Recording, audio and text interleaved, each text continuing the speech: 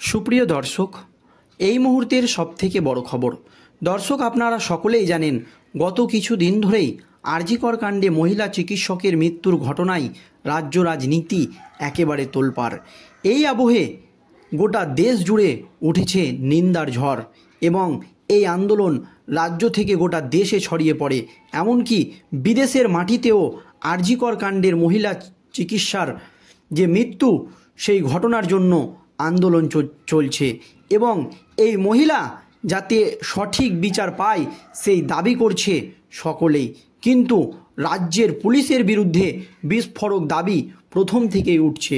অনেকেই বলছে যে পুলিশ তথ্য প্রমাণ লোপাটের চেষ্টা করেছে, জানিয়ে প্রবল চিন্তায় বাংলার মুখ্যমন্ত্রী মমতা বন্দ্যোপাধ্যায়। এমনকি রাজ্যের আইন শৃঙ্খলা নিয়ে প্রশ্ন তুলে দিয়েছেন কলকাতা হাইকোর্টের প্রধান বিচারপতি টি.এস. শিবাজ্ঞানাম। এরপরই রাজ্যের পুলিশকে এবং রাজ্য সরকারকে তীব্র ভৎসনা করেছেন কলকাতা হাইকোর্টের প্রধান বিচারপতি টি.এস. শিবাজ্ঞানাম এবং যে মামলা পুলিশের হাতে ছিল সেই মামলাকে সিবিআইয়ের হাতে তুলে দিয়েছে। এরপরেই তেড়ে ফুঁড়ে অ্যাকশন শুরু করেছে কেন্দ্রীয় তদন্তকারী সংস্থার সিবিআইয়ের আধিকারিকরা।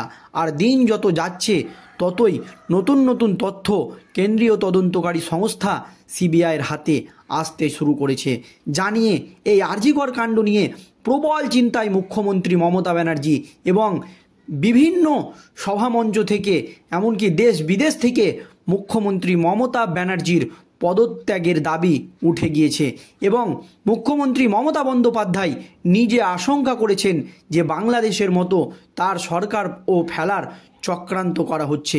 আর এই আবহে তৃণমূলের অন্দরেই শুরু হয়ে গিয়েছে একেবারে গোষ্ঠীদ্বন্দ্ব। তৃণমূলের অন্দরেই মুখ্যমন্ত্রী মমতা ব্যানার্জি কোণঠাসা হতে শুরু করেছেন।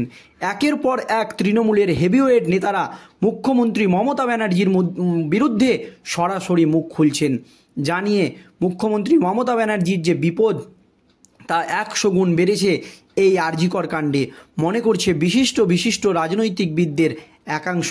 কারণ যা কোনো দিন হয়নি, মুখ্যমন্ত্রী মমতা বন্দ্যোপাধ্যায়ের বিরুদ্ধে এই রকমভাবে কোনো দিন কোনো সাংসদ কিংবা কোনো হেভিওয়েট নেতানেত্রী মুখ খুলেনি, যেভাবে আরজিকর কাণ্ডে মুখ্যমন্ত্রী মমতা ব্যানার্জির বিরুদ্ধে মুখ খুলছেন তৃণমূলের নেতারা। আপনারা জানেন প্রথমেই মুখ খুলেছিলেন তৃণমূল সাংসদ সুখেন্দু শেখর রায় এবং আরজিকর কাণ্ড নিয়ে তৃণমূলকে চাঁচা ছোলা ভাষায় আক্রমণ করেছিলেন তিনি, জানিয়ে গোটা রাজ্য রাজনীতিতে শোরগোল পড়ে যায় যে তৃণমূলের সাংসদ হয়েই তৃণমূলকে দুষছে এবং মহিলাদের যে রাত্রি ঘেরাও আন্দোলন বা রাত ঘেরাওয়ের কর্মসূচি তাতে তিনি যোগ দেবেন, এতে তার জীবন চলে গেলেও তিনি যোগ দেবেন।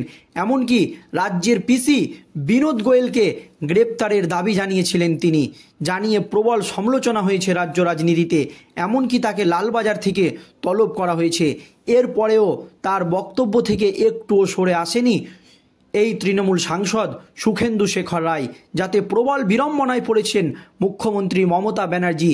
এরপরেই আরজিকরের পরিস্থিতি নিয়ে প্রশ্ন তুলেছিলেন তৃণমূলের রাজ্যসভার প্রাক্তন সাংসদ শান্তনু সেন এবং তৃণমূলকে একেবারে চাঁচা ছোলা ভাষায় তিনি আক্রমণ করেছেন।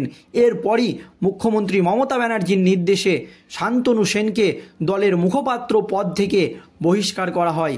এরপরে আরজিকর কাণ্ডে মুখ খুলেই বিস্ফোরক মন্তব্য করেছিলেন হুগলির তৃণমূল সাংসদ রচনা ব্যানার্জি, জানিয়ে প্রবল বিড়ম্বনায় পড়েছিলেন মুখ্যমন্ত্রী মমতা বন্দ্যোপাধ্যায়।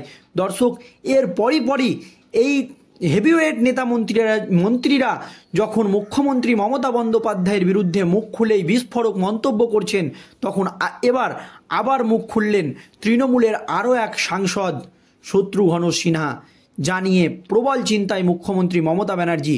এমনকি কুণাল ঘোষ জানিয়েছে যে এই আরজিকর কাণ্ডে অভিষেক ব্যানার্জি যাতে প্রথম থেকে নেতৃত্ব দেয়। তাহলে এখানেই প্রশ্ন উঠে গিয়েছে যে মুখ্যমন্ত্রী মমতা ব্যানার্জি কি দলের মধ্যেই কোণঠাসা হতে শুরু করেছেন? কেন কুণাল ঘোষ অভিষেক ব্যানার্জিকে দলের সামনে থেকে নেতৃত্ব দিতে বলছেন? আর এরপরই বিস্ফোরক তৃণমূল সাংসদ শত্রুঘ্ন সিনহা যা বললেন তাতে নতুন করে রাজ্য রাজনীতিতে শোরগোল পড়ে গেল। কি জানিয়েছেন শত্রুঘ্ন সিনহা দেখুন দর্শক। কলকাতার আরজিকর মেডিকেল কলেজ ও হাসপাতালে তরুণী চিকিৎসকের ধর্ষণ ও হত্যার ঘটনায় বলিউড সুপারস্টার তথা তৃণমূল সাংসদ শত্রুঘ্ন সিনহা গভীর উদ্বেগ এবং দুঃখ প্রকাশ করেছেন।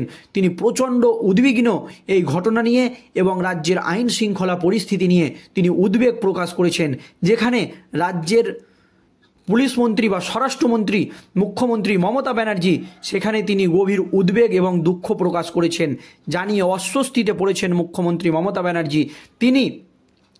তিনি সভায় এই ঘটনার তীব্র নিন্দা করেছেন। তিনি যে ঘটনা ঘটেছে তার তীব্র নিন্দা করেছেন। চিকিৎসকদের নিরাপত্তা নিশ্চিত করা অত্যন্ত জরুরি।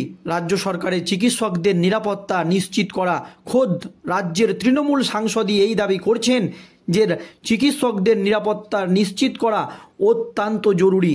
যেখানে রাজ্যে এখন তৃণমূল সরকার ক্ষমতায় রয়েছে, সেখানে রাজ্যের নিরাপত্তা ব্যবস্থা নিয়ে প্রশ্ন তুলে দিয়েছেন এই তৃণমূল সাংসদ শত্রুঘ্ন সিনহা, যেখানে রাজ্যের স্বরাষ্ট্রমন্ত্রী খোদ মুখ্যমন্ত্রী মমতা ব্যানার্জি তরুণীর হত্যার মতো জঘন্য ঘটনায় দোষীদের কঠোর শাস্তি নিশ্চিত করতে হবে এই দাবি করেন শত্রুঘ্ন সিনহা। এরপরেই শত্রুঘ্ন সিনহা চিকিৎসকদের উদ্দেশ্যে বলেন, আপনারা মহান কাজের সঙ্গে যুক্ত, কিন্তু যদি সাধারণ রোগীরা চিকিৎসা না পেয়ে মারা যান তাহলে কি আপনারা নিজেদের ক্ষমা করতে পারবেন?